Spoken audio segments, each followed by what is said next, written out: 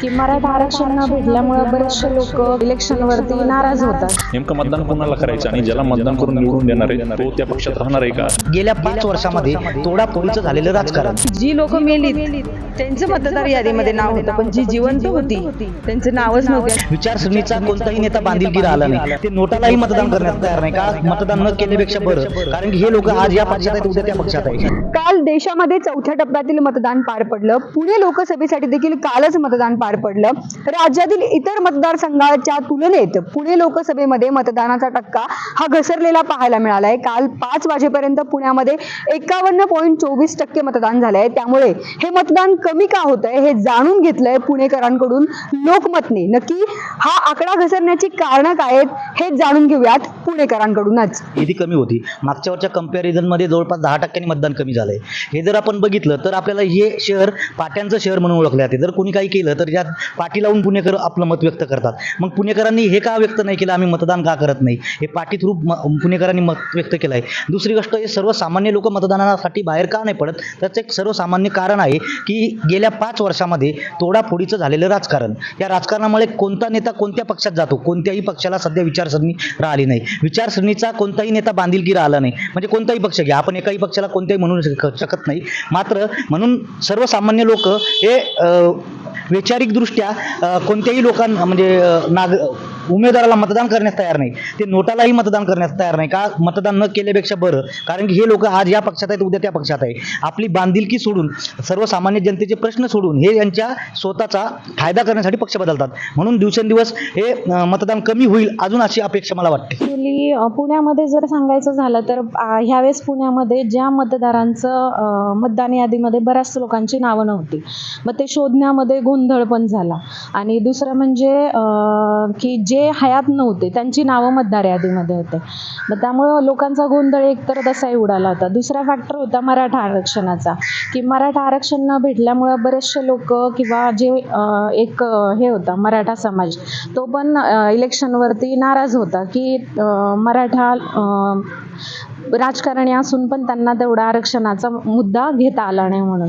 तिसरा फॅक्टर होता की पक्ष फोडीचं राजकारण. म्हणजे काहींना पक्ष आवडत होता, पक्ष त्यांचा आवडीचा होता, पण त्यांना कॅन्डिडेट आवडत नव्हता, त्यामुळे त्यांनी पण मतदानावर बहिष्कार टाकला. सध्या ज्या महाराष्ट्रामध्ये राजकारण चालू आहे, पक्ष फोडाफोडीचं अनैतिकतेचं, त्यामुळे पुणेकरांमध्ये राजकारणाविषयी खूप मोठी निराशा आहे. नेमकं मतदान कोणाला करायचं आणि ज्याला मतदान करून निवडून देणार आहे तो त्या पक्षात राहणार आहे का? त्यानं जी आश्वासनं दिलेली आहेत ते पूर्ण करणार आहे का? तो पलटून दुसऱ्या पक्षात जाऊ शकतो. आज जर महाराष्ट्राचं राजकारण जर पाहिलं तर अशी खिचडी महाराष्ट्राच्या राजकारणात झाली की कोण कुणासोबत आहे आणि कोणी कुणाला मतदान केलं आणि कोण कुणासोबत कधी जाईल हे काही माहीतच नाही. आणि ह्या निवडणुकीमध्ये पुणेकरांचे जे मूलभूत प्रश्न आहेत त्याच्यावर कुठे चर्चाच झाली नाही. ही पुण्याची निवडणूक ही फक्त भावनिकतेवर, जाती धर्मावर, पक्षफोडीवर, ह्या पक्षातून त्या पक्षात उडे मारणे, ह्या सगळ्या गोष्टींवर झाली.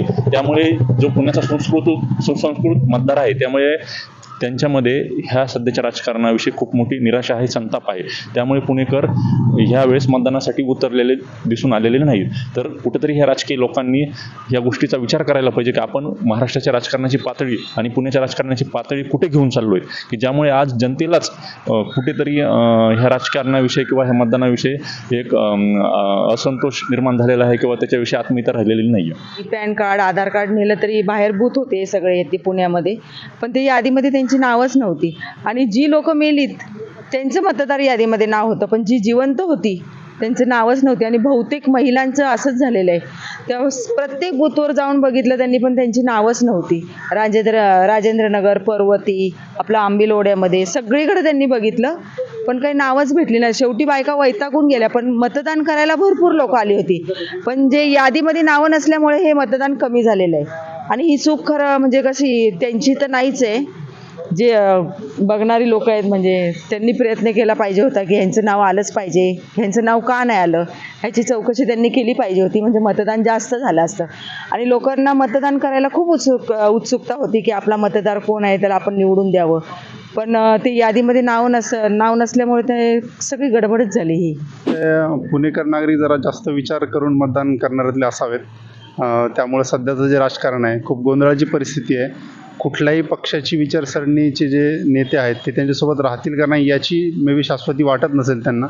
आणि दुसरा असा मुद्दा असेल, युवकांचे प्रश्न कुठंतरी या लोकसभेच्या रणधुमाळीमध्ये कुठेतरी ऐरणीवर नाही आहेत.